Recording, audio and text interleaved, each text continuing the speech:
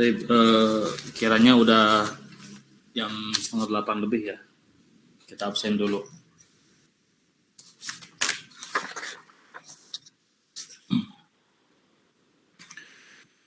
Yang lainnya mohon di kameranya diaktifkan ya.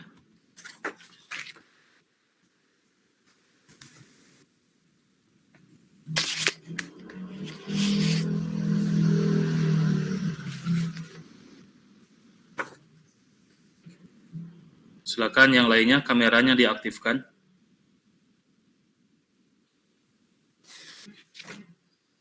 Jadi jangan sampai kuliahnya HP-nya yang online saja gitu kan. HP-nya online tapi orangnya di mana gitu.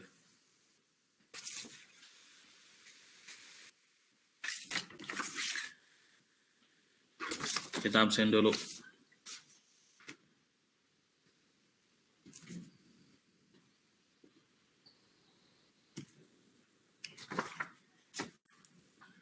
Silakan pada Ilham Gutawa, Faiz sudah, Muhammad Azam, Citra, Salma, Imam Haris.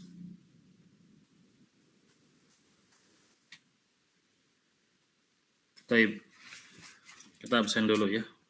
Pertemuan keempat, Al-Ahadis Al-Ahkam.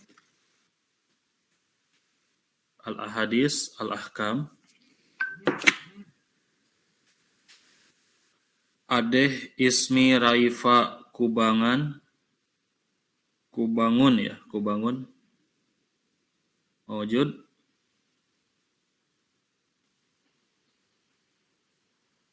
Adeh mawujud, Adeh. Kayaknya udah pindah, Ustaz. Oh, udah pindah. Udah keluar ya? Ya, tadi malam urus surat pindahnya. Oh iya. Baik. Ahmad Fadil Al-Afif. Hadir, Ustaz. Anwar Maronaro. Izin terlambat katanya, Ustaz. Oh iya. Nanti kasih tahu kalau sudah hadir ya.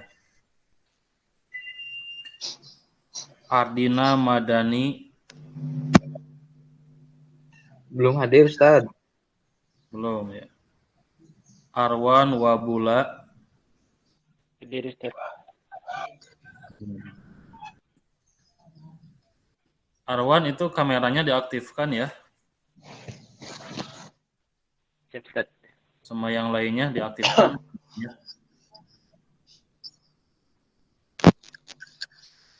Ilham Gutawa. Hadir, Ustaz. Imam Haris Nasruddin. Imam Haris ada online tapi nggak ada orangnya nih. Oh. Joko Ari Widodo. Joko Widodo mana? Oh, udah keluar ya.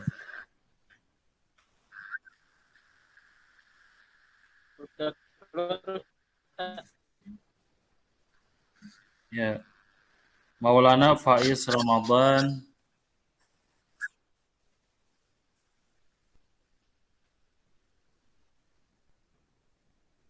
Muhammad Azam Jundullah. Hadir, Ustaz. Muhammad Hadra Subakti. Hadir, Ustaz. Iya. Rifki Firdaus. Rifki.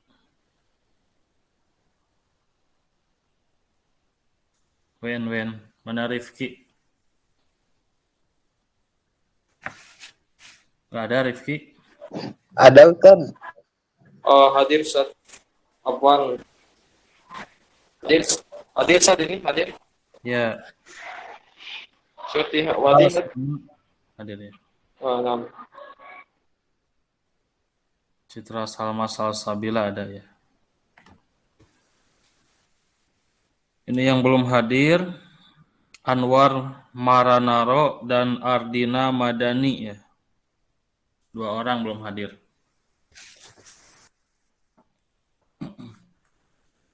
Baik, untuk presentasi sekarang, Al-Hadis Al-Ahkam,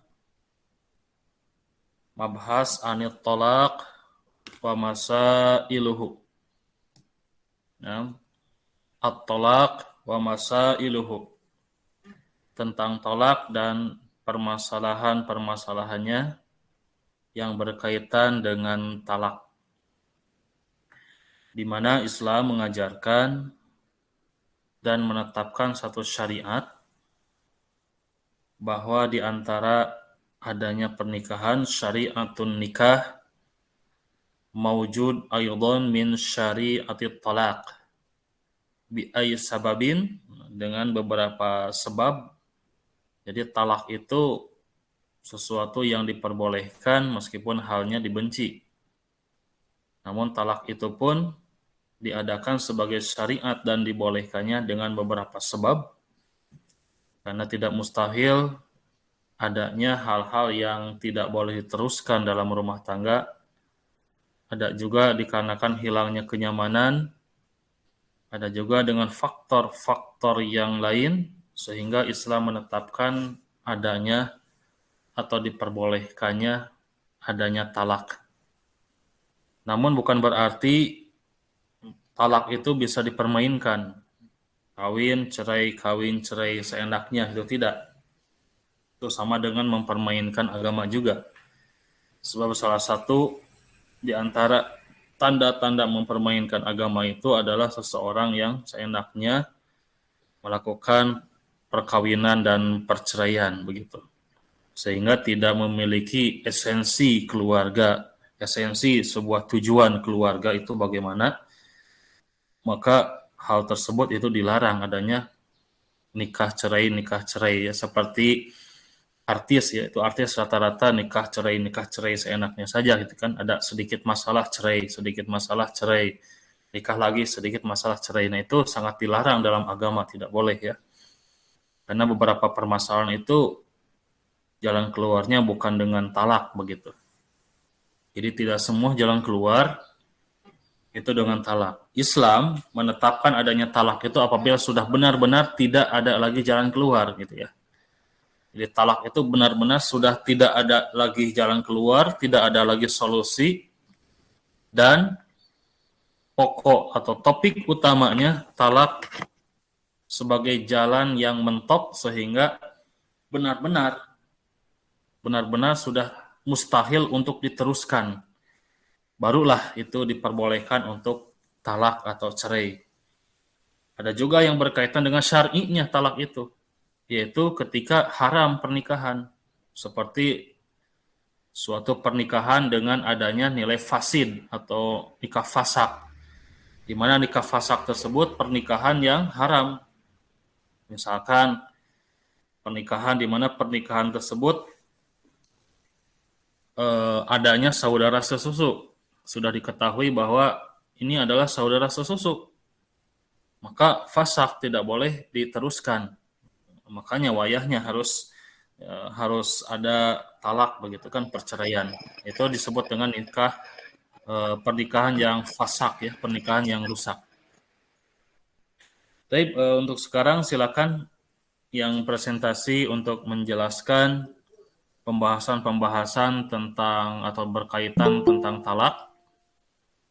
Yang lainnya boleh menyimak dan nanti di akhir kita adakan diskusi tanya jawab yang berkaitan dengan talak. Tafadhol. Bentar Ustaz. Ya.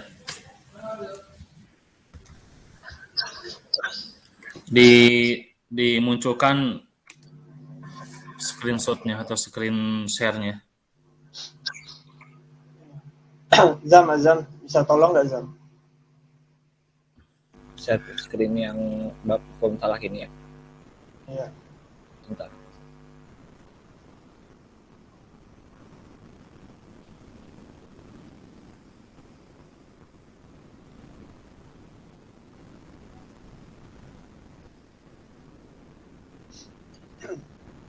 Langsung aja Ustaz. Ya, langsung saja. Assalamualaikum warahmatullahi wabarakatuh. Alhamdulillahi wa kafa wassalatu wassalam al habibina Mustafa Sayyidina Muhammadin sallallahu alaihi wasallam wa ala alihi wa sahbihi ajma'in. Kepada yang kami hormati Ustadz Robi selaku dosen pengampu pada mata kuliah ini, dan kepada teman-teman seperjuangan yang kami banggakan. Sebelumnya maaf Ustadz, dari kita kan ada 5 kelompok, ada 5 orang, yang 2 ini udah keluar Ustadz, udah ada keterangan. Yang satu Anwar izin terlambat, yang Solahuddin nggak tahu juga saya di mana Ustadz. Jadi saya di sini sendiri ingin mempresentasikan makalah tentang hukum talak. Ya. Kita masuk ke pengertiannya terlebih dahulu. Jadi secara bahasa itu talak ialah melepas ikatan dan memisahkan. Adapun secara istilah para ulama berpendapat dalam memberikan definisinya. Dari ensiklopedia Islam disebutkan bahwa menurut mazhab mazhab Hanafi dan Hambali, talak ialah melepaskan ikatan perkawinan secara langsung atau pelepasan ikatan perkawinan di masa yang akan datang. Maksudnya adalah tanpa terkait dengan sesuatu dan hukumnya langsung berlaku ketika ucapan talak tersebut dinyatakan oleh si suami. Sedangkan di masa yang akan datang maksudnya adalah berlakunya hukum talak tersebut tertunda oleh suatu hal. Kemungkinan talak seperti ini adalah talak yang dijatuhkan dengan syarat. Menurut mazhab Syafi'i, talak ialah pelepasan akad nikah dengan lafal talak atau yang semakna dengan lafal itu. Sedangkan menurut mazhab Maliki, talak ialah suatu sifat hukum yang menyebabkan gugurnya kehalalan hubungan suami istri. Menurut peneliti, ada beberapa definisi yang dapat dipahami secara sederhana, yaitu talak ialah perbuatan yang menyebabkan putusnya ikatan perkawinan yang dengan itu pula gugurlah kehalalan hubungan antar suami istri. Itu menurut peneliti secara sederhananya, yaitu putusan ikatan perkawinan yang dengan itu pula gugurlah kehalalan hubungan suami dan istri. Masuk yang bagian 2-nya ialah dasar hukum talak. Talak merupakan suatu yang disyariatkan dalam Islam berdasarkan nas-nas yang terdapat dalam Al-Quran maupun Al-Hadis. Adapun yang di dalam Al-Quran terdapat di dalam surat An-Nisa ayat 20-21 yang artinya, dan jika kamu ingin mengganti istrimu dengan istri yang lain, sedang kamu telah memberikan kepada seseorang di antara mereka harta yang banyak, maka janganlah kamu mengambil kembali daripadanya barang sedikit pun. Apakah kamu akan mengambil kembali dengan jalan tuduhan yang dusta atau dengan menanggung dosa yang nyata? Bagaimana kamu akan mengambil kembali padahal sebagian kamu telah bergaul dengan yang lain sebagai suami, dan mereka istri-istrimu telah mengambil dari kamu perjanjian yang kuat. Jadi secara umum di dalam surah An-Nisa ini dijelaskan bahwa ada seorang suami yang menceraikan istrinya dan mengganti dengan istri yang lain. Hal itu secara prinsip boleh saja, akan tetapi dia tidak boleh mengambil mahar yang telah diberikan kepada sang istri, meskipun maharnya itu dulunya banyak sekali. Cara suami untuk mengambil mahar itu bermacam-macam. Bisa dengan mengatakan atau menzaliminya sehingga dia tidak kuat dan mengambil kembali maharnya yang telah diberikan suaminya dulu, atau dalam kondisi terpaksa yang dibuat oleh si suami. Sang istri meminta talak kepada suami. Dalam kondisi apapun, sang suami haram meminta kembali mahar yang telah diberikan kepada istri, kecuali sang istri berbuat zina dan semacamnya. Dan di ayat selanjutnya, secara umum Allah ingin menyadarkan orang-orang beriman dengan sebuah pertanyaan. Bagaimana kalian tega mengambil kembali mahar yang telah kalian berikan kepada istri-istri kalian, padahal kalian sudah saling berhubungan suami istri. Tak ada rahasia lagi di antara kalian. Kalian tahu detail tentang dirinya dan dirinya pun tahu tentang seperti itu.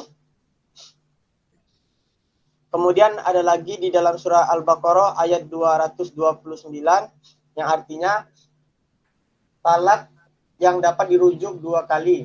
Setelah itu boleh rujuk lagi dengan cara yang ma'ruf atau cara yang dibenarkan atau menceraikan dengan cara yang baik. Tidak halal bagi kamu mengambil kembali sesuatu dari yang telah kamu berikan kepada mereka, kecuali kalau keduanya khawatir tidak akan dapat menjalankan hukum-hukum Allah. Jika kamu khawatir bahwa keduanya, si suami dan istri, tidak dapat menjalankan hukum-hukum Allah, maka tidak ada dosa atas keduanya tentang bayaran yang diberikan oleh istri untuk menembus dirinya. Itulah hukum-hukum Allah, maka janganlah kamu melanggarnya. Barang siapa yang melanggar hukum-hukum Allah, mereka itulah orang-orang yang zalim. Dari Ashabun Nuzul, ayat di atas ini berkaitan dengan seorang laki-laki yang mentalak istrinya dengan sekehendak hatinya. Menurut pendapatnya, selama rujuk itu dilakukan dalam masa iddah, wanita itu tetap bisa menjadi istrinya yang sah, sekalipun talak telah dijatuhkan 100 kali. Laki-laki itu berkata kepada istrinya, demi Allah, aku tidak akan mentalakmu dan kau tetap menjadi istriku, serta aku tidak akan menggaulimu sama sekali. Mendengar kata-kata suaminya, si istri bertanya, apa yang hendak kamu lakukan? Jawab suaminya, aku akan mentalakmu, kemudian dikalau waktu iddah hampir habis, aku akan merujukmu kembali. Dengan adanya jawaban yang demikian, wanita itu datang menghadap Rasulullah SAW untuk menceritakan perkaranya sekaligus meminta fatwa kepada beliau. Dengar penuturan wanita itu, Rasulullah terdiam sejenak hingga kemudian Allah menurunkan ayat ke-229 di dalam surah Al-Baqarah, yang mana beliau menegaskan bahwa talak itu hanya 2 kali saja. Setelah itu boleh rujuk secara baik atau menceraikannya dengan baik setelah 3 kali. Maka tidak boleh rujuk lagi sebelum wanita itu dinikahi laki-laki lain dan dikumpuli. Jadi secara sederhananya di dalam surat Al-Baqarah ayat 229 ini bahwa Rasulullah hanya menegaskan talak itu cuma boleh dilakukan 2 kali. Apabila ingin merujuk kembali, maka harus diceraikan terlebih dahulu atau dinikahkan dengan dengan laki-laki yang lain, sehingga talak ketiga ini boleh lagi dilakukan. Menurut para ulama, ayat di atas adalah ayat yang menerangkan tentang kebolehan istri melakukan khuluk. Khuluk merupakan jalan yang diberikan oleh Allah kepada istri apabila ingin bercerai dengan suaminya. As-Sayrazi dalam Al-Mahazab menyatakan bahwa khuluk itu boleh secara mutlak walaupun tanpa sebab, asalkan kedua suami istri sama-sama rela. Apalagi kalau karena ada sebab, baik sebab yang manusiawi seperti istri sudah tidak lagi mencintai suami, atau sebab yang syar'i seperti suami tidak sholat atau tidak memberikan nafkah. Kemudian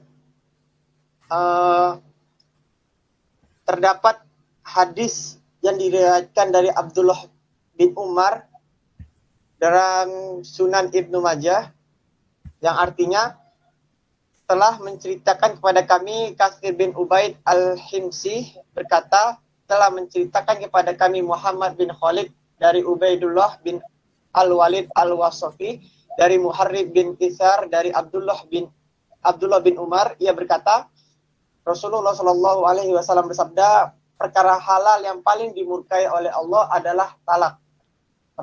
Perkara halal yang paling dimurkai Allah adalah talak. Hadis riwayat Ibnu Majah. Dan juga terdapat dari hadis yang lain yang diriwayatkan oleh Abdullah bin Umar dalam Sahih Muslim, yang artinya telah menceritakan kepada kami Yahya bin Yahya At-Tamami.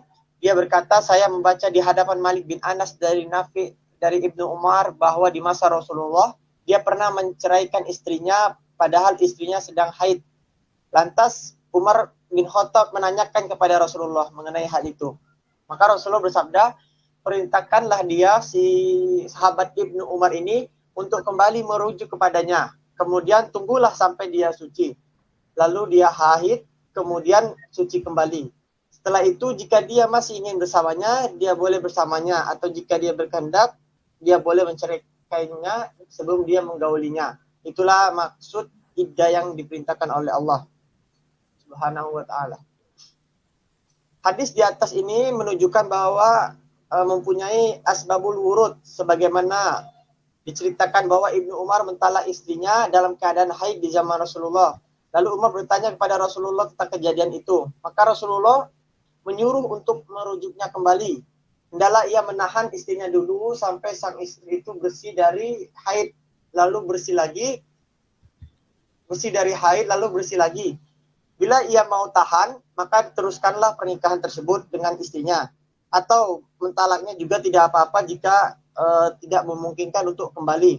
Tetapi itu semua hendaklah dilakukan sebelum dia mencampuri setelah masa iddahnya itu.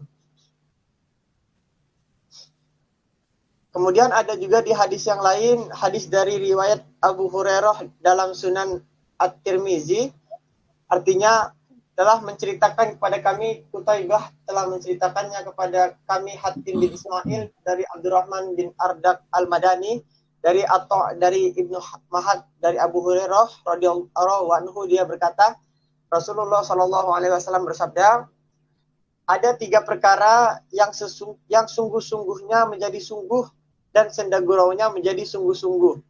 Nikah, talak, dan rujuk. Abu Musa berkata hadis ini masih Hasan Goib dan menjadikan pedoman amal menurut para ulama dari kalangan sahabat Nabi Shallallahu alaihi wasallam. Hadisnya itu masih dhaif. Kemudian masuk ke dalam rukun dan syarat dalam hal talak.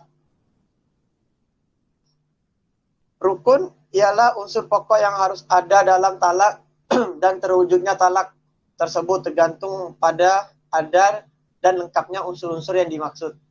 Kemudian pada masing-masing rukun itu ada persyaratan-persyaratan yang harus terpenuhi. Di antara persyaratan itu ada yang menjadi kesepakatan ulama dan ada juga yang masih diperdebatkan. Dalam rukun talak yang menjadi kesepakatan ulama ada 4, yakni suami, istri, sigot talak, dan falsat. Yang pertama ialah suami. Suami adalah orang yang memiliki hak dan yang berhak menjatuhkannya. Adapun syarat sahnya dalam talak melekat pada suami ada 3, yakni berakal, balik, dan kemauannya sendiri. Ketiga syarat ini memberikan konsekuensi bahwa talak yang telah dijatuhkan oleh anak kecil, orang gila, dan orang yang dipaksa itu tidak sah. Jadi syarat yang pertama ialah suami, dan itu pun sebelum menjatuhkan talak, suami ini harus terpenuhi dulu 3 syaratnya, yaitu dia harus berakal, harus balik, dan atas kemauannya sendiri. Jadi selain dari ketiga syarat ini seperti anak kecil, orang gila, dan orang yang dipaksa itu tidak sah talaknya. Kemudian syarat yang kedua ialah sang istri. Rukun yang kedua dari talak ini adalah istri. Hal ini menunjukkan bahwa talak tidak sah apabila dijatuhkan pada wanita yang bukan istrinya. Adapun yang menjadi dalil tidak sahnya talak yang dijatuhkan kepada wanita yang bukan istrinya adalah dalam hadis Nabi yang bersumber dari Amr bin Su'aib, yang artinya, dan tidak ada talak pada sesuatu yang tidak dimilikinya. Hadis riwayat At-Tirmizi. Jadi dalam hal ini yang kedua, persyaratan kedua, sang istri, yang boleh menjatuhkan talak itu hanya istri yang sahnya saja. Jadi jika terdapat istri simpanan atau istri selingkuh yang dipunyai oleh suami, itu tidak sah talak yang dijatuhkan oleh istri selain istri yang sahnya. Kemudian syarat yang ketiga adalah sigot talak. Jumhur ulama berpendapat bahwa talak terjadi bila suami yang ingin menceraikan istrinya mengucapkan ucapan tertentu yang menyatakan bahwa istrinya itu telah terlepas dari wilayahnya. Dengan kata lain, apabila suami hanya berkeinginan untuk meniatkan tetapi belum mengucapkan belum mengucapkan apa-apa, maka belum terjadi talak. Sebagaimana disabdakan oleh Rasulullah dalam hadisnya yang berbunyi, telah menceritakan kepada kami Muslim bin Ibrahim, telah menceritakan kepada kami Hisham, telah menceritakan kepada kami Qatadah dari Zurarah bin Aufah, dari Abu Hurairah radhiyallahu anhu, Nabi Shallallahu alaihi wasallam bersabda, sesungguhnya Allah memaafkan apa yang dikatakan oleh hati mereka selama tidak melakukan ataupun mengungkapkannya. Hadis riwayat muttafaq alaihi. Kemudian Adapun persyaratan yang melekat pada sigot ini sebagaimana yang disebutkan oleh Wahb Az-Zuhaili dalam kitab Fikih Al-Islami wa Adilatuhu sebagaimana berikut ini. Yang pertama adalah penggunaan lafal. Penggunaan lafal talak memiliki makna, yakni dapat dimengerti dan dipahami baik secara bahasa, tradisi, tulisan atau dengan isyarat. Kemudian yang kedua, orang yang melafalkan talak harus memahami maknanya meskipun dengan menggunakan bahasa asing. Jadi apabila seorang mengungkapkan talak dengan bahasa asing secara terang-terangan, maka jatuhlah talak darinya. Kemudian yang ketiga, penyandaran lafal talak kepada istri atau disandarkan kepadanya secara bahasa. Cara menentukannya ialah dengan salah satu cara penentuan seperti dari sifat, nama panggilan, atau dengan isyarat dan domir. Misalkan dia berkata, istriku tertalak, atau dengan isyarat kepada istri dengan ucapan yang kamu ditalak atau sebagainya. Kemudian yang terakhir, yang keempat, jangan sampai dia merasa ragu pada jumlah talak atau lafalnya. Sebab talak secara terang-terangan tetap terjadi meskipun dengan lafal yang disimpangkan seperti perkataan aku talak atau dengan menggunakan huruf hijaiyah sekalipun. Jadi menurut Wahb Az-Zuhaili ini talak itu bisa dimaknai dengan bahasa, tulisan, tradisi atau dengan isyarat sekalipun, atau bahkan dengan kalimat istriku tertalak atau kamu talak sekalipun, itu menurut Wahb Az-Zuhaili sudah termasuk dari mentalak. Kemudian yang keempat adalah qasad. Qasad atau kehendak, yakni ucapan talak itu memang dimaksudkan oleh orang yang mengucapkannya untuk talak, bukan untuk yang lain. Oleh karena itu, salah ucap yang tidak dimaksudkan untuk talak dianggap tidak terjadi. Menurut peneliti, rukun yang keempat ini bersejalan dengan kaidah fikih, yang mana bunyinya tiap-tiap perkara itu tergantung dengan maksud dan tujuannya. Meskipun demikian, ternyata para ulama mengecualikan apabila talak itu diucapkan untuk main-main atau senda gurau saja. Menurut mereka, talak seperti itu tetap terjadi talak. Sebagaimana yang dihadiskan dari Nabi Muhammad SAW yang berbunyi, ada 3 perkara yang sungguh-sungguhnya menjadi sungguh-sungguh dan senda guraunya menjadi sungguh-sungguh. Nikah, talak, dan rujuk.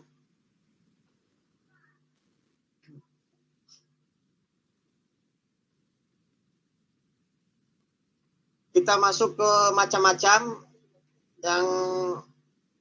yang nomor D, yang kedua yaitu macam-macam talak menurut fikih.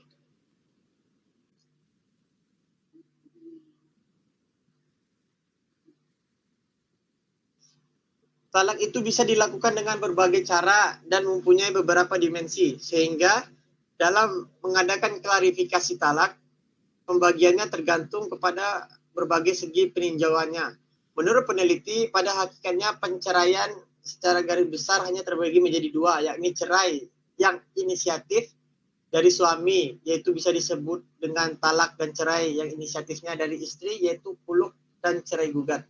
Menurut para pakar sendiri, pembagian tersebut terdiri dari beberapa sudut pandang. Di antaranya ada yang membagi penceraian itu dari segi sesuai atau tidaknya dengan sunnah Nabi, dan dari segi boleh atau tidaknya rujuk kembali.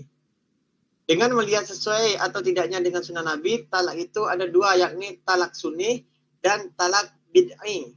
Talak sunni adalah talak yang pelaksanaannya didasarkan pada sunnah Nabi. Bentuk talak sunni ini disepakati oleh para ulama adalah talak yang dijatuhkan oleh suami pada istri sedang dalam keadaan suci dari haid dan belum dikumpuli. Landasannya sebagaimana yang telah Allah firmankan di dalam surah At-Talaq ayat yang pertama, yang artinya, hai Nabi, apabila kamu menceraikan istri-istrimu, maka hendaklah kamu menceraikan mereka pada waktu mereka dapat menghadapi iddahnya yang wajar. Kemudian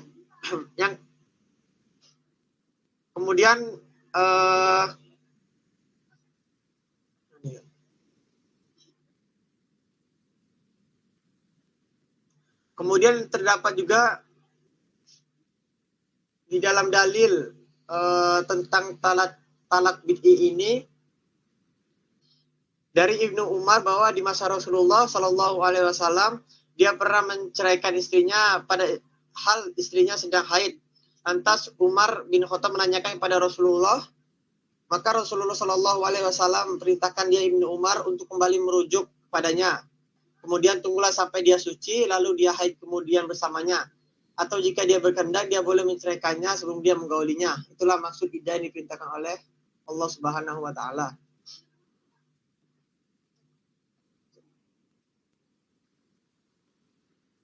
Kemudian ialah talak raj'i. Talak raj'i adalah talak satu atau dua yang dijatuhkan suami pada istrinya. Dalam keadaan ini suami berhak merujuk dengan istrinya, baik disetujui oleh bekas istrinya maupun tidak disetujui tanpa akad dan mahar baru serta rujuk itu.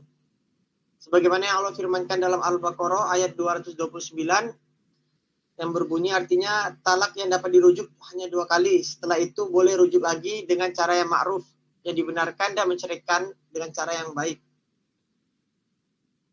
Sedangkan talak ba'in yaitu talak yang dijatuhkan suami pada istrinya di mana suami berhak kembali pada istrinya melalui akad dan mahar baru. Kemudian talak ta'suf adalah talak yang dijatuhkan oleh suami kepada istri dengan sewenang-wenang tanpa mempertimbangkan keadaan sang istri.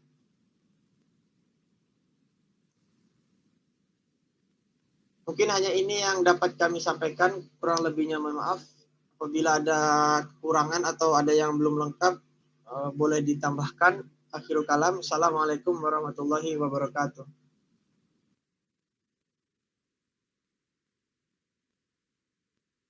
Warahmatullahi wabarakatuh. Taib, ini presentasi cukup bagus ya. Cukup bagus dan cukup bundel isinya.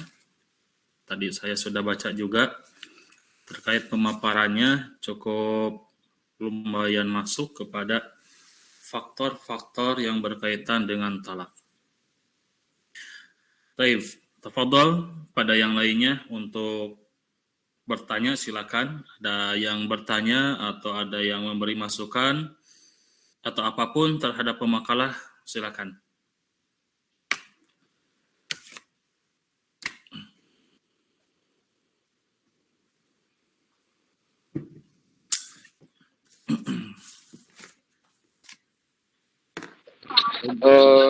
Saya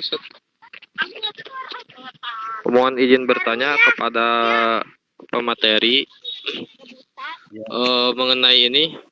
Kan ada hadis yang menyatakan bahwa tidak ada permainan mengenai talak ya. Maksudnya kalau kita mengucapkan sesuatu tentang talak, maka akan terjatuh talak walaupun sengaja ataupun tidak sengaja. Qadarullah hadisnya saya lupa lagi. Mengenai hal itu ada sebagian ulama yang menyatakan bahwa hadis tersebut dhaif. Tapi juga ada yang menjadikan landasan dalil terhadap hadis itu. Mungkin kepada pemateri mengenai hal tersebut, ya maksudnya mengenai talak ya. Apakah orang yang mengucapkan secara sengaja secara tidak sengaja itu terjatuh talak atau tidak gitu? Kalau memang terjatuh talak, mungkin mengacu kepada hadis yang tadi dinilai secara dhaif. Kalau terjatuh talak bagi orang yang main-main terhadap mentalak istrinya, maka menjadikan landasan dalil terhadap hadis tadi. Mungkin kepada pemateri lebih condong kemana gitu mengenai hal tersebut. Syukron jazilan. Ya, Validitasnya silakan ya, validitasnya dalam segi validitas sebuah hadis, kemudian dalam segi fikihnya bagaimana begitu, silakan. terima kasih kepada Akhina Rifki.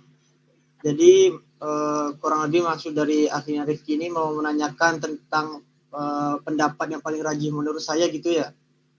Jadi dalam hal ini mungkin saya akan lebih mengarah kepada yang telah disebutkan oleh ulama kontemporer, yaitu Pak Zuhaili, yang mana tadi saya sebutkan ada 4, bahwasanya penggunaan lafal talak ini memiliki makna, yaitu dengan dimengerti ataupun yang dipahami secara bahasa, tradisi, tulisan, ataupun dengan isyarat. Dan juga di dalam hadis Rasulullah yang mengucapkan bahwa terdapat sesuatu yang sungguh-sungguhnya menjadi sungguh-sungguh dan sendaguraunya menjadi sungguh-sungguh, yaitu nikah, talak, dan rujuk. Jadi dalam hal ini menurut saya pendapat yang kuat ialah jika kita hanya bermain-main atau sekalipun mengisyaratkan tentang masalah hal talak ini kepada sang istri kita nanti, maka itu sudah termasuk talak. Karena Rasulullah telah menyebutkan di dalam hadisnya ini bahwa yang namanya sendagurau sekalipun itu bisa menjadi sungguh-sungguh, yaitu talak, termasuk diantaranya ialah talak. Dan ini merupakan sudah kesepakatan dari jumhur ulama.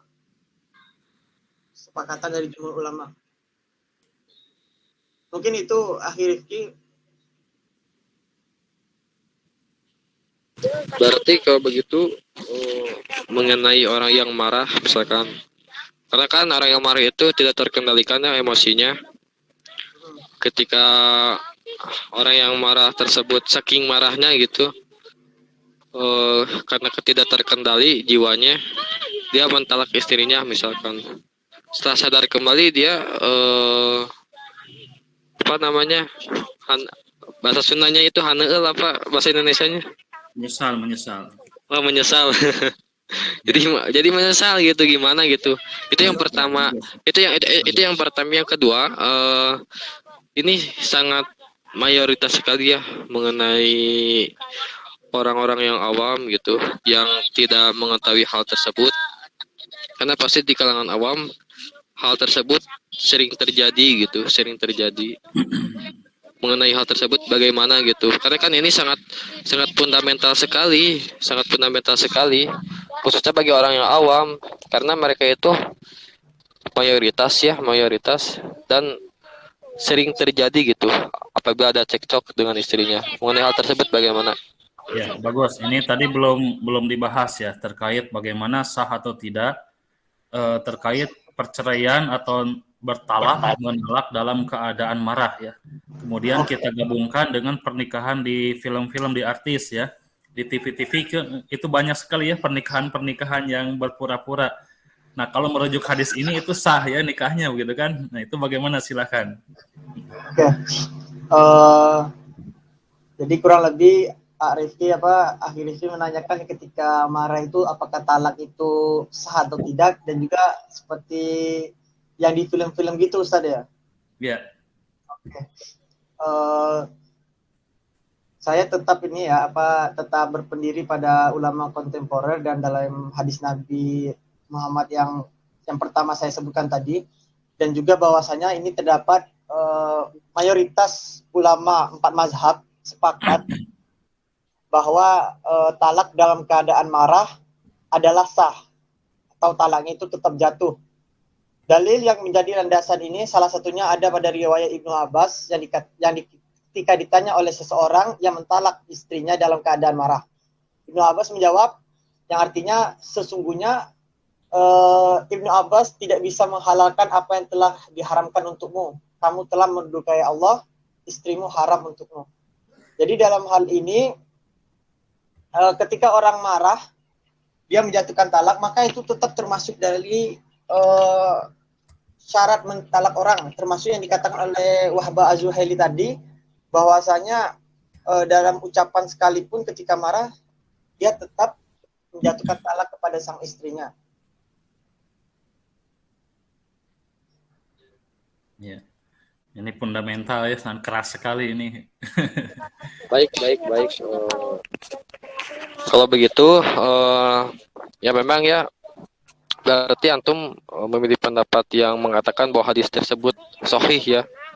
Ya. Tapi kan ada sebagian ulama lain gitu yang menyatakan bahwa hadis tersebut dhaif gitu mengenai hal tersebut. Karena kan konsekuensinya begini.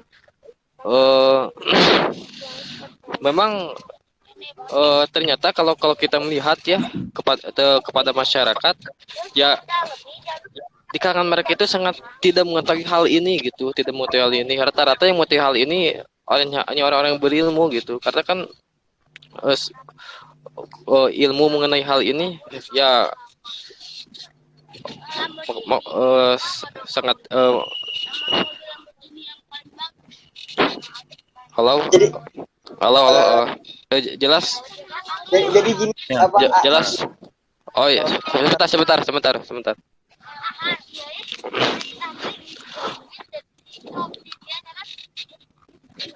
jelas, teruskan. Eh, Diskusi, teruskan. halo halo. ya. Oh ya. Oh, mungkin begitu dulu, Kang Fadil sebentar ya. Ini Oke. kayaknya Eh, kurang jelas.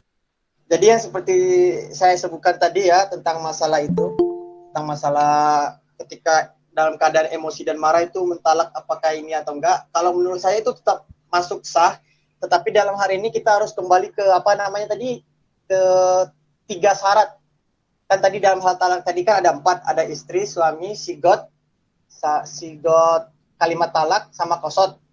Dalam hal ini si suami, jika si suami ini ketika marah akalnya atau apa namanya ya pemikirannya itu tertutup, maka dia tidak termasuk, karena dia bukan termasuk syarat mentalak. Jadi jika suami udah akalnya hilang, kehilangan akal, maka apa namanya, jika dalam keadaan emosi itu sang suami kehilangan akalnya, maka talak itu tidak sah ya. Jika si suami ini marah tapi apa marah dalam akalnya ini tidak termasuk syaratnya, karena termasuk syarat suami tadi kan untuk mentalak dia termasuk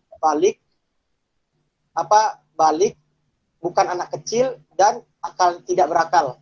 Jadi kalau dalam keadaan marah dan akalnya itu tertutup, suami akalnya tertutup, maka talaknya itu nggak sah gitu. Jadi sah tidak? Jadi gini, Kalau kalau begini, Kang Fadil, kan segala sesuatu itu berdasarkan niatnya. Al-umuru Bima qasidiha. bima qasidiha. Al-umuru bima qasidiha.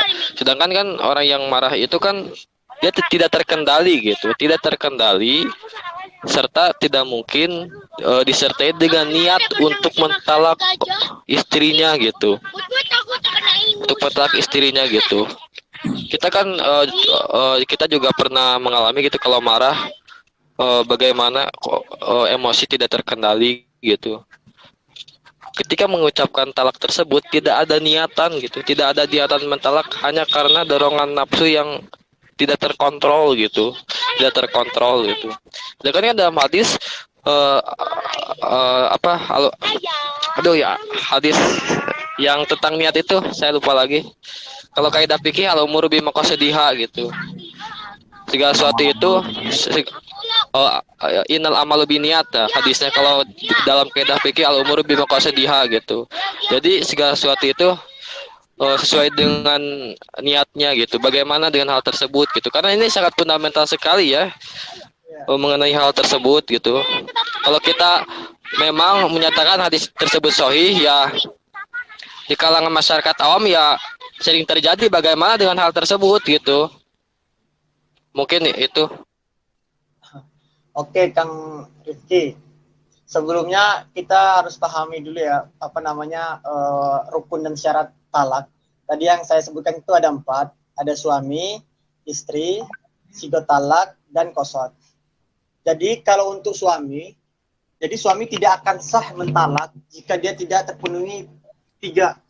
Yang pertama, dia bukan anak kecil, dia bukan orang gila, dan apa namanya, Dipaksa. ya itu apa tadi Ustaz? Dipaksa. Dia tidak dipaksa. Ya. Oke. Kalau untuk ini ya untuk mentalak dalam keadaan dalam keadaan tidak sengaja atau spontan gitu ya, maksud Kang Rifki ya, spontan mengatakan itu mungkin kita merujuk ke hadis Nabi yang mengatakan ketika senda gurau itu bisa menjadi hal yang sungguh-sungguh. Mungkin emang kita spontan mengatakan, tapi untuk dalam agama Allah tidak mungkin kita untuk main-main dong, apalagi masalah pernikahan. Ya. Ya, Taib Ana jelaskan nanti ya. Ana sedikit jelaskan. Pertama, terkait mentalak dalam keadaan marah atau emosi. Tadi sebetulnya sudah ada di pemakalah, hanya secara global disebutkannya ya, belum secara terperinci. Bahwa syarat sahnya tolak itu yang dimaksud dengan gila ya. Gila di sana bukan berarti gila secara umumnya, tapi gila di sana maksudnya tertutup akal. Tertutup akal di sana para ulama pun menjelaskan tentang emosi begitu. Dan hadisnya memang ada. Hadisnya sebagaimana Rasulullah Shallallahu Alaihi Wasallam sebutkan, yang diterima dari Abu Hurairah itu. Riwayatnya Imam At-Tirmidzi, Imam Al-Bukhari juga meriwayatkan. Kana tolak ya kullu tolaki jaizun illa tolakul ma'lubu ala aklihi itu. Ma'lubu ala aklihi. Jadi semua talak itu sah ya, sah kecuali tertutup akalnya. Yang dimaksud tertutup akal di sini para ulama menjelaskan di antaranya dalam keadaan ghadbun atau marah begitu. Emosi yang sangat tinggi, marah yang sangat tinggi, emosional marah, benci yang sangat tinggi begitu. Disebabkan adanya hawa nafsu atau emosi yang menutup akalnya, maka talaknya tidak sah begitu. Nah, itu hadisnya. Tadi belum dicantumin ya. Nah, itu ada memang hadisnya terkait tidak sahnya talak dalam keadaan marah. Kemudian yang keduanya terkait hadis. Tadi ada hadis yang tentang 3 perkara ya. Di mana hadis tersebut disebutkan salasun jidduhunna jiddun wa hazluhunna jiddun an-nikah wa tolak wa roj'ah, gitu kan hadisnya ya. Ada 3 hal di mana 3 hal tersebut seriusnya dianggap benar, ya, seriusnya dianggap benar, bercandanya pun dianggap benar begitu. Jadi mau serius mau bercanda itu dianggap benar. Apa ketiga hal tersebut? Kata Rasulullah, nikah, tolak, dan rujuk. Jadi jangan main-main dengan nikah seperti pernikahan di beberapa artis kan, di film-film FTV misalkan dan yang lainnya, atau di film-film sinetron itu ada adegan nikahnya. Nah, memang hadis ini banyak sekali sudah populer ya di kalangan ulama fikih. Namun kita jangan lewatkan terkait kualitas begitu. Ya.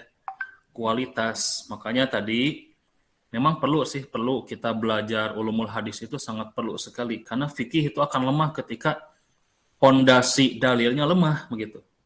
Dan hadis ini sebetulnya hadis ini lemah begitu ya. Abu Isa Imam At-Tirmidzi pun sudah menyebutkan dalam kisi-kisinya pendapatnya gharib gitu. Asing. Ternyata kalau kita teliti dalam sanadnya itu terdapat rawi bernama Abdurrahman bin Habib. Ada yang mengatakan Abdurrahman bin Hubeb. Beliau dikatakan lainul hadis oleh Imam Ibnu Hajar. Imam Az-Zahabi pun fihi lainun, mengatakan dia itu lemah. Bahkan Imam An-Nasa'i, salah satu ulama plus penulis hadis, ulama yang notabene-nya pun termasuk kepada ilmu jarah ta'dil, beliau mengungkapkan bahwa rawi yang bernama Abdurrahman bin Hubeb atau bin Habib di sini adalah munkarul hadis. Ya, hadis-hadisnya munkar sehingga tidak bisa diterima. Jadi hadis ini dalam kualitasnya pun lemah, jadi tidak bisa dijadikan hujah. Fikih pendapat itu lemah ketika pondasinya lemah. Maka ada sebagian ulama yang mengamalkan hadis ini maksudnya untuk menjaga-jaga. Maksud menjaga-jaga di sini bukan berarti berhujah dengan hadis ini, bukan. Melainkan menjaga-jaga janganlah bermain-main. Janganlah bermain-main dengan hal-hal yang sakral sifatnya dalam agama begitu. Jadi sifat yang sakral dalam agama itu salah satunya yaitu nikah atau perceraian. Jangan main-main begitu. Gitu. Jadi kalau kita tahrij dan kalau kita teliti hadis ini memang hadisnya mauquf ya tepatnya. Jadi bukan bersumber dari Nabi, melainkan bersumber dari sahabat saja. Pendapat sahabat, pendapat Abu Hurairah kalau tidak salah ya. Jadi hanya ucapan Abu Hurairah saja dan beberapa sahabat yang mengakui bahwa tidak boleh bermain-main dengan nikah, dengan talak, dan dengan rujuk begitu. Dan hadis ini bukan bersumber dari Nabi. Artinya, selama dia bermain-main tentang talak misalkan, selama hatinya tidak meridhoi untuk menalak, maka tidak sah talaknya. Begitu. Tidak sah. Hanya tidak layak saja begitu. Jadi secara hukum tidak sah, tapi orang mukmin itu tidak layak juga untuk mempermainkan begitu. Mempermainkan perceraian, talak dan pernikahan begitu. Nah, itu ya bisa dipahami maksudnya? Ya, Bisa. Ya. Nah, itu ya terkait permasalahan talak dalam keadaan marah atau hadis tentang 3 hal yang seriusnya dianggap serius, bercandanya pun dianggap serius, ternyata itu mauquf ya dan hadisnya lemah. Bagus, ini diskusinya bagus ya. Seperti ini diskusinya sudah bagus. Jadi si penanya sudah bisa memahami alur dari pemakalah, begitupun pemakalah sudah memahami alur dari si penanya begitu. Silakan yang lain ada pertanyaan atau ada tambahan untuk makalah ini. Kalau ana ada sih. Kalau ana ada ya nanti. Silakan yang lain. Belum ada. Kalau belum ada ana tambahin ya. Tadi di halaman 40 ada kaidah al-amru bimaqasidiha. Al-amru bimaqasidiha. Urusan itu tergantung maksud, tujuan. Ada 2 pertanyaan, misalkan begini. Seorang suami mengatakan pada istrinya, besok tepatnya pada waktu zuhur, maka saya akan menalak begitu. Atau dengan kata lain, besok tepatnya pada waktu zuhur, di saat saya pergi begitu. Atau di saat kamu pergi, atau waktunya ditetapkan pada waktu zuhur besok, kamu sudah sah ditalak begitu. Nah, kalimatnya besok ya, ada besok dan ditetapkan waktunya. Kemudian yang keduanya terkait permasalahan talak waktu ini ada ancaman dari suami. Jika kamu berbuat lagi demikian begitu, atau istrinya mengancam kepada suaminya. Misalkan istrinya selingkuh atau suaminya selingkuh, kemudian ada ucapan, kalau kamu berbuat demikian lagi, maka kita pisah, maka kita cerai begitu. Nah, dari ungkapan ini bagaimana? Apakah bisa sah cerai atau bagaimana begitu?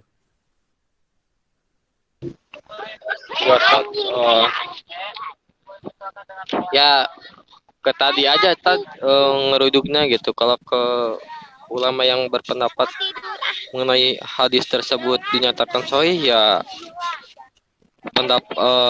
permasalahan tadi bisa menyebabkan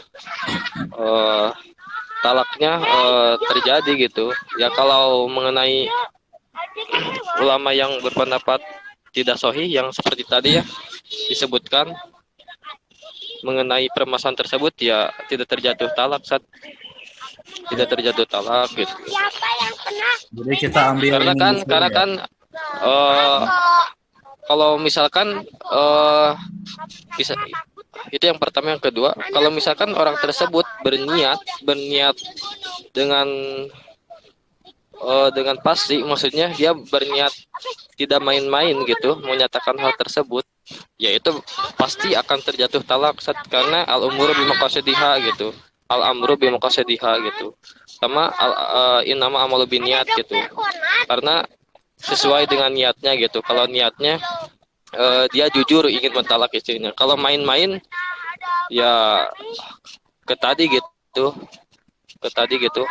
Kedua pendapat tadi gitu. Mungkin itu ya. Jadi dalam masalah ini kita lepas dulu dari hadis yang tadi diperselisihkan ya. Sebab yang hadis-hadis yang tadi sebetulnya sudah sepakat tentang kelemahannya.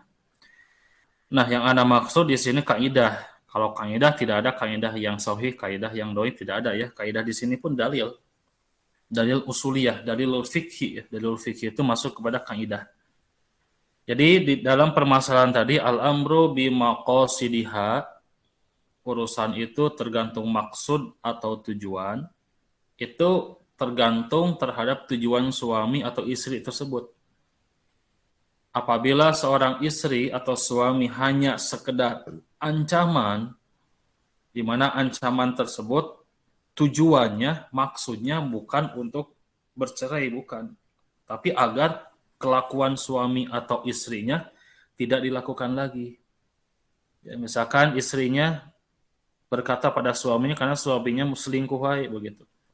Suaminya minta maaf. Udah beberapa kali minta maaf, maafin lagi.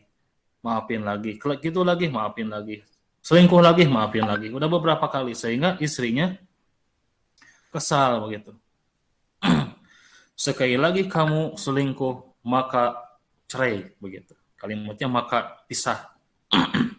Nah, tujuan istri berkata demikian itu biasanya hanya mengancam agar suami tidak berbuat demikian lagi.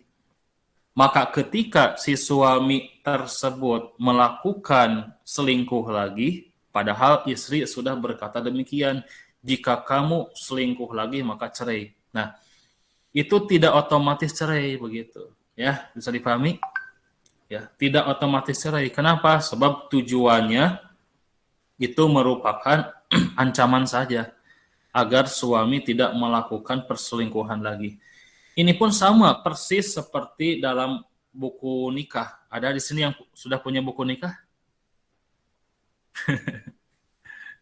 Ada yang sudah punya belum? Arwan. Nah, Udah nikah. ada yang sudah nikah ada? Nah, di buku nikah itu ada tulisan begini. Apabila suami tidak memberikan nafkah selama 3 bulan berturut-turut, maka dinyatakan cerai. Itu ada tulisannya. Ya. Nah, pertanyaannya apakah ketika suami tidak memberi nafkah 3 bulan secara berturut-turut otomatis cerai, auto cerai, atau tidak? Itu kan pertanyaannya. Nah, sama dengan hal itu, bahwa tulisan tersebut bukan berarti auto cerai. Selama suami tidak memberikan nafkah kepada suaminya selama 3 bulan berturut-turut, itu tidak otomatis cerai, tidak. Ya, tapi itu masuk kepada ancaman. Sebab tadi sudah dijelaskan, dalam makalah juga sudah disebutkan ya, ada berapa tadi syaratnya? Ada 4 ya. Ya. Ada beberapa syarat dan di antara syarat-syarat itu tidak disebutkan adanya ancaman gitu ya, adanya ancaman. Bahkan keterpaksaan itu tidak termasuk cerai. Ya, sesuatu yang dipaksa itu tidak termasuk cerai, tidak. Jadi keterpaksaan dan dipaksa itu ada 2. Ada orang tuanya yang menekan misalkan karena tidak suka kepada menantunya harus cerai begitu. Atau adanya ancaman kalau kamu tidak cerai akan dibunuh misalkan. Nah, hal-hal seperti itu ketika diucapkan itu tidak cerai karena adanya hal-hal yang bersifat keterpaksaan begitu. Yang kedua, sifat-sifat keterpaksaan di sini ingin merubah kelakuan suaminya atau kelakuan istrinya yang salah sehingga dipaksa harus adanya ancaman dengan perceraian. Itu tidak otomatis ya. Nah, seperti itu ya, bisa dipahami semuanya? Ya. Kemudian ada juga hadis yang menyatakan bahwa ada di halaman berapa ya? Di halaman sebab talak ya. Ya, sebab talak.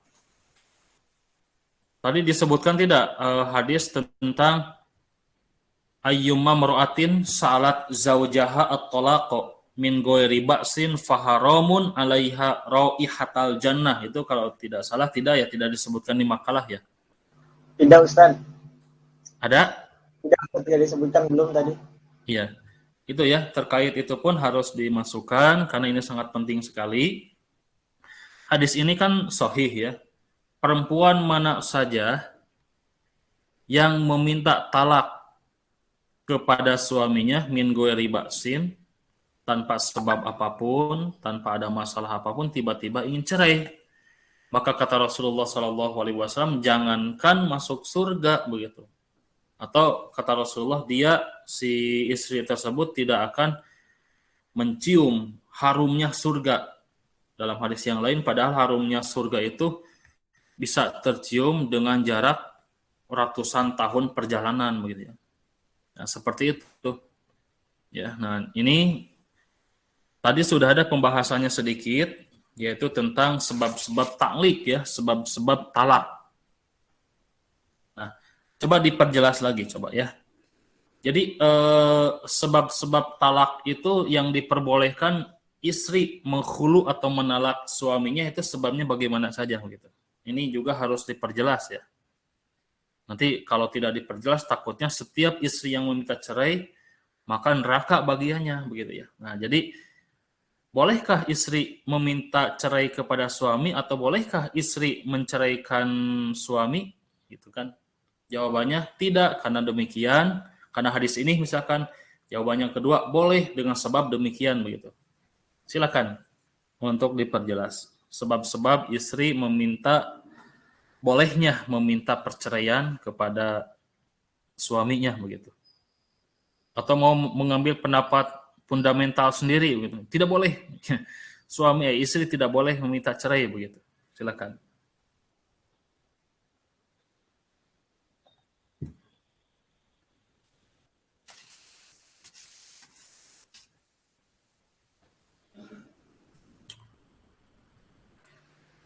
Silakan, boleh yang lain juga.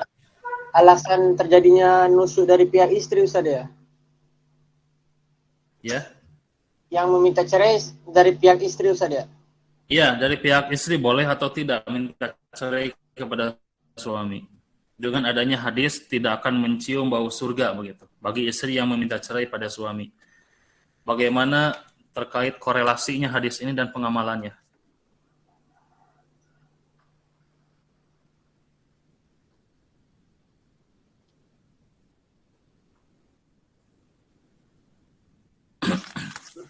Belum bisa Ustaz jelasinnya, Ustaz.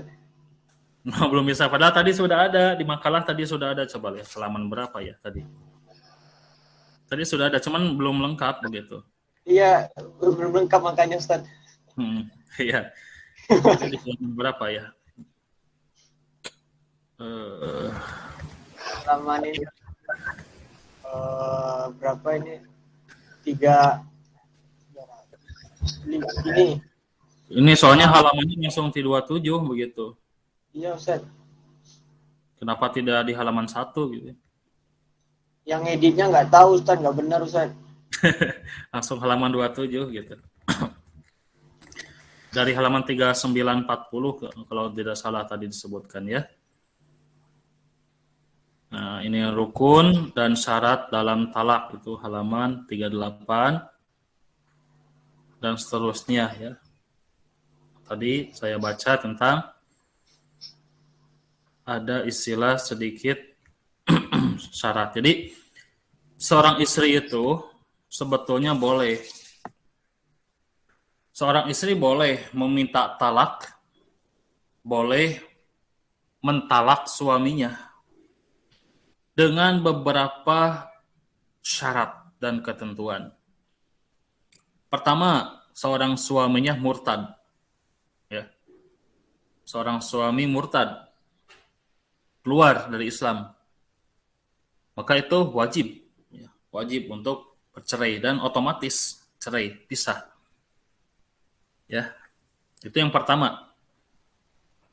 Yang kedua, ketika seorang suami berlaku zolim, kasar kepada istrinya. Ya. Suaminya kasar, berbuat zolim, lebih banyak melakukan atau memberikan nafkah kepada wanita yang lain daripada ke istrinya, gitu kan. Jadi berbuat yang membuat istri itu tersiksa, begitu. Maka seorang istri boleh untuk meminta cerai, untuk menalak kepada suaminya sendiri. Yang ketiga, apabila seorang istri sudah tidak mampu lagi untuk memberikan kewajibannya, begitu. Misalkan di dalam hadis kitabun nikah itu ada dalam kitab Bulughul Maram yang disusun oleh Imam Ibnu Hajar di, kalau tidak salah, di bagian akhir itu ya, hadis paling akhir. Jadi pada saat itu ada seorang perempuan datang kepada Rasulullah Sallallahu Alaihi Wasallam. Kemudian setelah datang kepada Rasulullah Sallallahu Alaihi Wasallam, perempuan tersebut meminta izin kepada Rasulullah dan berkata kepada Rasulullah, "Ya Rasulullah, wahai Rasulullah, sesungguhnya aku sudah ditakutkan terhadap diriku untuk tidak bisa melayani suamiku." Kenapa? Kenapa, kata Rasulullah? Kemudian wanita tersebut berkata, "Ya Rasulullah, kalaulah diperbolehkan aku meludahi wajahnya, aku ingin sekali meludahi wajahnya, dikarenakan wajahnya sangat buruk sekali," begitu. Jadi sahabat tersebut memang wajahnya sangat buruk sekali, kulitnya hitam, wajahnya, pokoknya mah tidak ganteng lah, gitulah istilahnya ya, dalam tanda kutip. Good looking, Ustaz. Gimana? Good Not looking. good looking. Jadi jelek banget gitu suaminya, itu pun dijodohkan, dipaksa dijodohkan. Akhirnya si wanita tersebut taat saja pada orang tuanya ketika dijodohkan itu. Tapi lama kelamaan wanita tersebut tidak bisa menunaikan kewajibannya pada suaminya karena ya sangat jelek sekali begitu. Tiap hari nangis, ya, tiap hari, tiap malam apalagi itu ya. Pokoknya tidak bisa. Maka dengan sebab itulah Rasulullah Shallallahu Alaihi Wasallam membolehkan untuk menceraikannya, begitu. Ya, membolehkan untuk menceraikannya. Nah, jadi ini pun sudah menjadi dalil bahwa ketika seorang istri benar-benar ditakutkan, ini masalahnya ditakutkan tidak bisa melayani suaminya, begitu. Ya. Jadi bukan karena jeleknya, bukan karena suami jeleknya, bukan. Tapi itu salah satu penyebab ditakutkan seorang istri tidak bisa memberikan kewajiban sebagai istrinya. Nah, itu yang ditakutkannya, gitu. Maka diperbolehkan begitu. Diperbolehkan untuk meminta pisah. Kemudian yang keempatnya yaitu tentang adanya faktor ya, beberapa faktor yang berkaitan dengan ketidaknyamanan. Seorang istri sudah tidak nyaman lagi, tidak tentram lagi, tidak tenang lagi hidup dengan suaminya. Kan pernikahan itu ada juga pernikahan di mana pernikahan tersebut digantung oleh suaminya, dicerai enggak, dinafkahi enggak, ya, ngobrol enggak, jadi hari-hari begitu. Hari-hari ya. Nah, itu salah satu faktor dari ketidaknyamanan. Atau seorang suami sudah berlaku serong dengan wanita yang lain sehingga tidak nyaman. Jadi tidak ada nilai-nilai kenyamanan sama sekali dikarenakan beberapa faktor. Ya, baik faktor intern atau faktor ekstern begitu. Dan sangat sulit sekali untuk dipaksakan. Malahan ketidaknyamanan ini disebabkan bisa jadi dengan mertuanya sendiri yang selalu ngancam-ngancam karena mertuanya tidak suka. Seorang istri yang benar-benar sudah berusaha untuk meyakinkan suaminya dan meyakinkan mertuanya itu sudah angkat tangan, sudah tidak bisa apapun. Nah, dari sinilah hilanglah kenyamanan seorang istri untuk hidup bersama suaminya. Dengan demikian diperbolehkan seorang istri meminta cerai, meminta pisah kepada suaminya. Itu diantara penyebab bolehnya seorang istri meminta talak atau menolak kepada suaminya ya. Baik, apa bisa dipahami pemaparan tersebut? Insyaallah, Ustaz. Ya. Insyaallah. Nah, ini wajib dicatat ya. Ini wajib dicatat sebab ini berkaitan dengan hadis-hadis yang berkaitan dengan hukum muamalah. Al-ahadis fil muamalah al-munakahah gitu, berkaitan dengan munakahat. Ini penting sekali. Kemudian tadi belum dibahas juga tentang mafqud ya. tentang mafkud. Mafkud itu suami yang hilang. Ya, suami yang hilang. Coba ada yang bisa memberikan komentar terkait bagaimana suami yang hilang. Oh, ini Ustaz mengenai almah apa yang suami yang hilang. Pertama ditunggu dulu Ustaz kepastiannya. Ditunggu dulu kepastiannya mengenai apakah sudah hilang atau mati atau bagaimana gitu. Yang kedua terus dicari mengenai suami tersebut. Apabila sudah maksimal dan dimusyawarahkan bahwa suami tersebut sudah hilang dan diperkirakan sudah mati, ya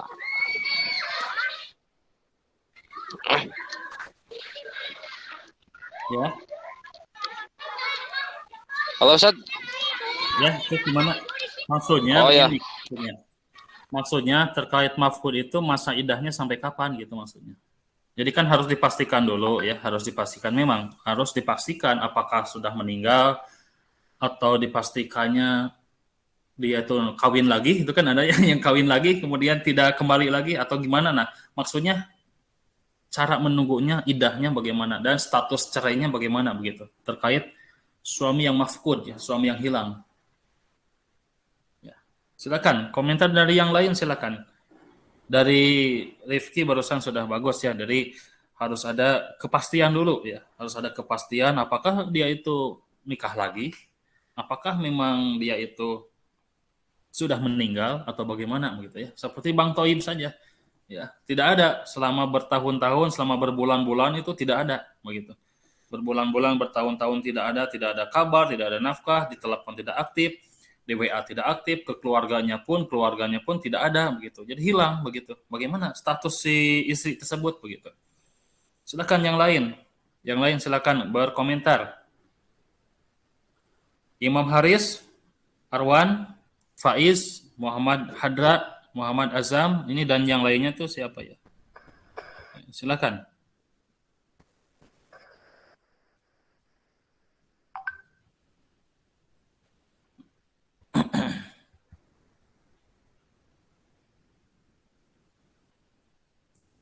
Silakan, yang lain komentarnya bagaimana?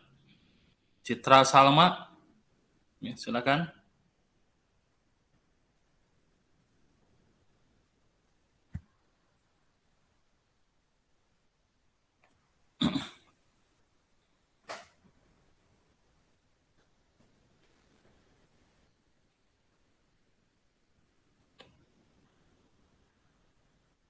Pada kemana ini? Ada orangnya tidak ya? Yang lain ada ini? Ada. Ya. Masih nyari dulu, Ustaz. Ya, silakan. Jangan sampai HP-nya diaktifkan, orangnya kemana? Nonton TV, ya, jangan.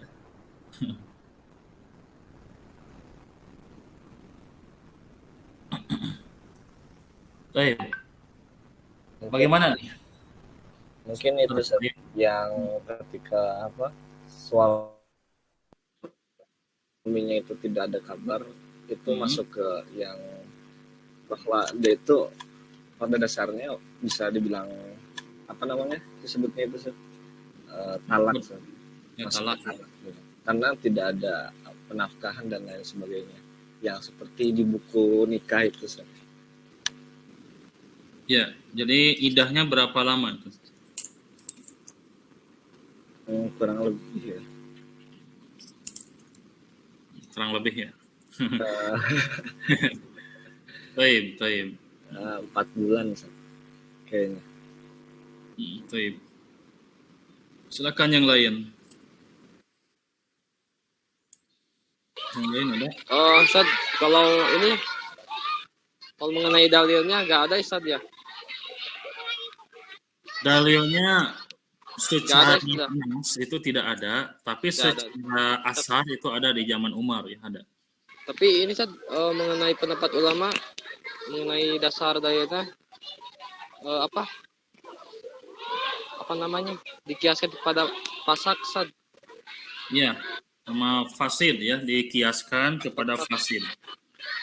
Ya. Tapi kalau melihat dari hukum positif, Ustaz, dari hukum positif 2 tahun berturut-turut Ustaz ya, dinyatakan cerai lalu istri mengajukan perceraian. Ya, baik. Nah, di sini jadi tugas untuk S1 itu sebetulnya harus banyak membaca ya. Jadi S1 itu banyak membaca, S2 itu penelitian, ya. S2 itu nanti penelitian menganalisis mana pendapat-pendapat yang lebih muktamad, kemudian S3 itu penemuan. Jadi kalian banyak membaca, silakan referensi-referensi dari manapun yang referensi tersebut memang jelas rujukannya, silakan baca oleh kalian. Kemudian setelah itu kalian coba merangkum ada beberapa pendapat yang muktamad yang lebih kuat. Ya, termasuk dalam permasalahan suami yang mafkud. Ya, jadi ada juga yang berpendapat, beberapa pendapat ulama silahkan diambil. Ya, setelah diambil kemudian dianalisa sedikit demi sedikit rujukan dalilnya begitu. Seperti yang tadi ada yang mengkiaskan kepada nikah yang ruksak ya, yang fasid begitu. Itu masuk kepada nikah fasid. Nah, jadi kalau permasalahan mafkud di sini pun ada 3 ulama. Yang pertama menunggu sampai 4 tahun. Itu lama sekali ya. Menunggu sampai 4 tahun. 4 tahun ditunggu, kalau selama 4 tahun tidak pulang-pulang, tidak ada kabar, maka ditetapkan suaminya sudah meninggal. Dan setelah ada penetapan tersebut, sudah 4 tahun, maka istrinya menunggu iddah, ditambah iddah selama 4 bulan 10 hari, begitu. Ya, 4 bulan 10 hari. Kemudian pendapat yang kedua, itu meminta fatwa kepada hakim. Kalau di Indonesia itu KUA, lapor ke KUA bahwa suaminya sudah hilang, suaminya sudah tidak ada lagi kabar, minimal berita tersebut minimal beberapa bulan, misalkan sudah 3 bulan ya, datang ke KUA minta pendapat, kemudian oleh KUA diserahkan, berijtihad KUA di sini. Kata KUA misalkan tunggu 1 tahun lagi atau tunggu 2 tahun lagi. Selama 1 tahun misalkan kata pihak hakim dari KUA, selama 2 tahun atau selama 3 tahun sebagaimana yang ditetapkan oleh KUA. Atau KUA telah menetapkan tunggu sampai 6 bulan begitu. Selama waktu sekian masih tidak ada datang lagi ke sini. Nah, misalkan hakim berkata selama 6 bulan tidak ada kabar apapun sama sekali, kemudian istrinya datang lagi, maka oleh hakim ditetapkan suaminya itu sudah tidak ada. Maka di sana ditetapkan juga iddah dari suaminya meninggal 4 bulan 10 hari begitu. Nah, ini juga termasuk kepada nikah fasak ya. Nikah fasak atau nikah yang fasid, nikah yang rusak. Ya, nikah yang rusak atau nikah fasak. Artinya nikah fasak atau nikah yang fasid di sini di mana seorang suami sudah bisa jadi atau ada kemungkinan sudah tidak mau lagi melanjutkan rumah tangganya, atau suami tersebut tidak mau untuk bertanggung jawab dan lepas dari tanggung jawabnya, maka hakim pun memutuskan atau orang yang dituakan atau walinya atau apapun itu menetapkan bahwa pernikahannya sudah rusak dan menunggu sampai 4 bulan 10 hari begitu ya. 4 bulan 10 hari. Atau suaminya memang masih ada ya, suka update. Suaminya update misalkan ya, suaminya update status di Facebook misalkan atau di WA, tapi ketika diteleponan terus tidak ada. Bahkan dia memblokir, itu ada kasus seperti itu. Hanya saja suaminya entah di mana beradanya.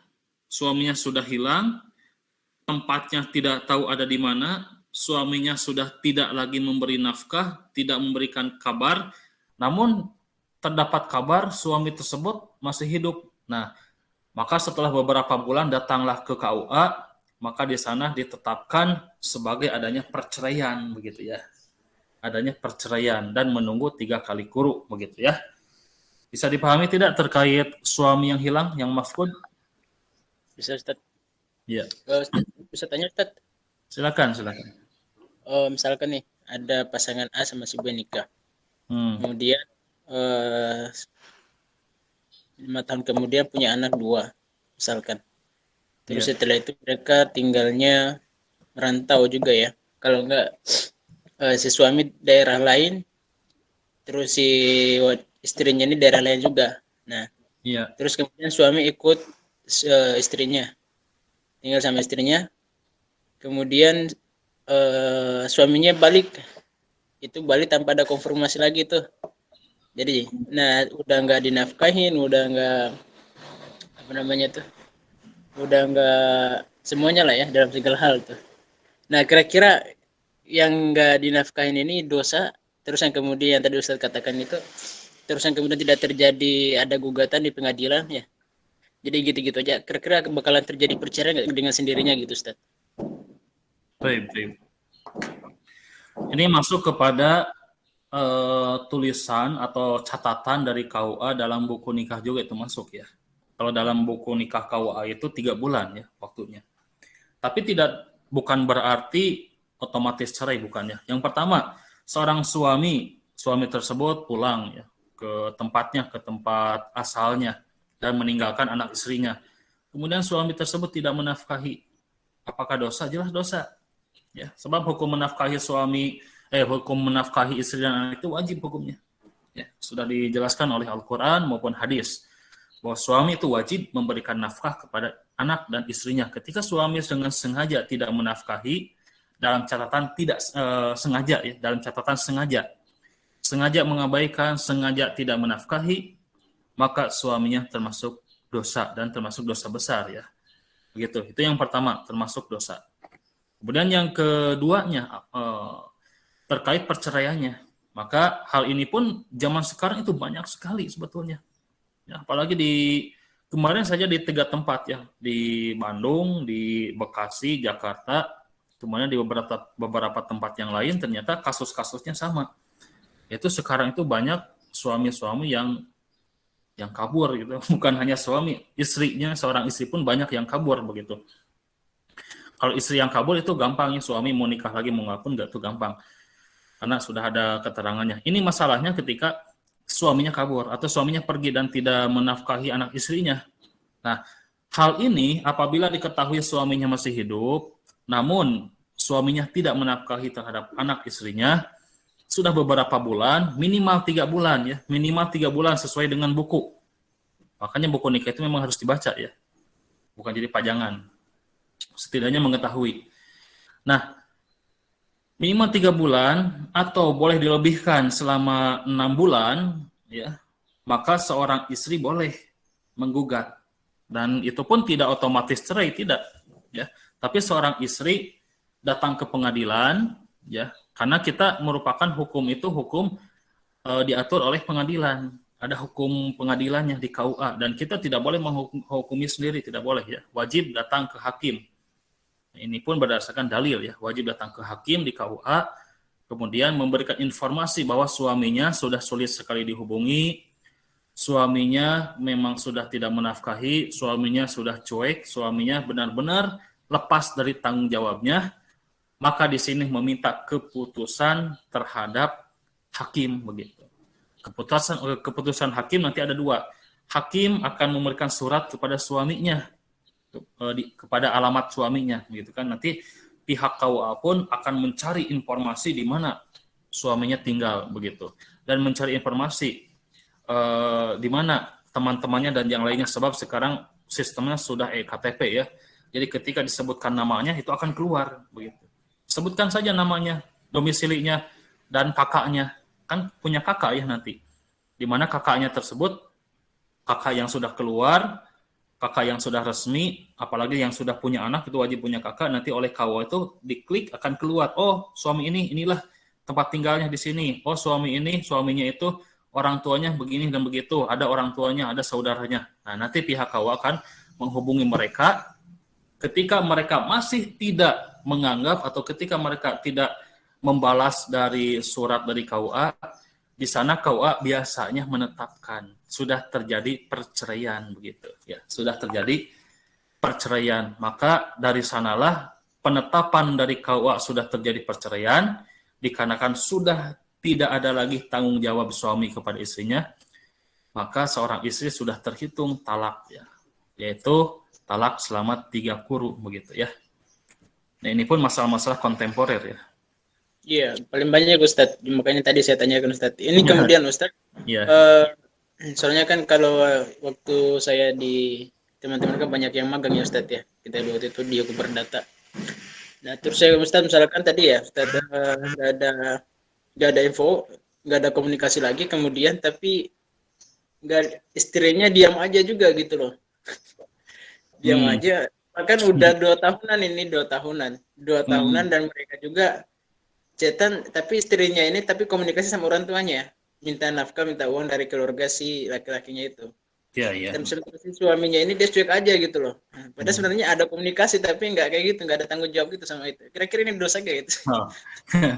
Ya, itulah yang disebut dengan pernikahan rusak tapi tidak masuk kepada perceraian ya. Jadi kalau dalam hadis bahasanya adalah bangunan kosong gitu ya. Nanti ada hadis-hadisnya. Di keluarga itu ada keluarga yang bangunan berisi, ada keluarga yang bangunan kosong. Karena keluarga itu kan membangun rumah tangga, rumah bertangga gitu. Ya, kita itu membuat bangunan, membuat negara kecil, ya, membuat shinobi klan gitu ya. Membuat klan gitu ya, kita itu. Nah, jadi ada yang disebut dengan keluarga yang kosong, bangunan yang kosong. Ini seperti itu. Ya. Di mana seorang istrinya diam, seorang istrinya hanya berhubungan dengan pernah berhubungan atau chat maksudnya ya, ada kontak dengan suaminya, ada komunikasi dengan suaminya atau dengan keluarganya, namun tidak jelas begitu apakah dicerai atau tidak. Nah, itu pun tidak termasuk cerai otomatis, tidak, apalagi istrinya diam ya, meskipun selama 1 tahun, 2 tahun, 3 tahun, kalau kondisinya seperti ini maka tetap belum dikatakan cerai otomatis, tidak ya. Kecuali memang ada gugatan baik dari istrinya, itu boleh. Dari gugatan dari istrinya, minta ngegugat ke KUA juga, atau meminta kepastian kepada suaminya, bilang ke orang tuanya minta kepastian ini mau terus atau tidak, itu diperbolehkan ya. Tidak termasuk kepada hadis yang diancam dengan tidak akan mencium baunya surga begitu. Baik, bisa dipahami? Bisa Ustaz, syukur Ustaz. Ya. Baik, kiranya ini sudah selesai ya waktunya ya, sudah habis ya. Jam 9:10. Iya, Ustaz. Atau masih ada? Sudah habis ya? Ya.